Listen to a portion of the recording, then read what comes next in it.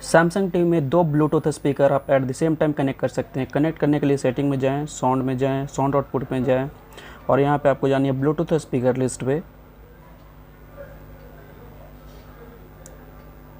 यहाँ पे आपको मॉडल दिखाई देगी। तो जैसा देख सकते हैं एक मॉडल मुझे दिख रहा है, इसे पेयर एंड कनेक्ट कर लें।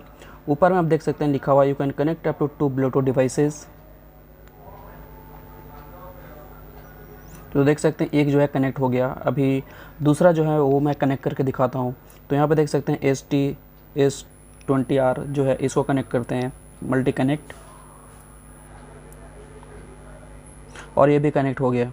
तो दोनों देख सकते हैं आपका at the same time connect हो गया। तो आप सैमसंग टीवी में दो ब्लूटूथ स्पीकर डिवाइसेस कनेक्ट कर सकते हैं और इन्जॉय कर सकते हैं। उम्मीद करता हूँ ये वीडियो आपके लिए इंटरेस्टिंग रही होगी। देखते रहे हमारे इस चैनल को, वीडियो को लाइक करें। तो आज के लिए इतना ही। Thank you so much.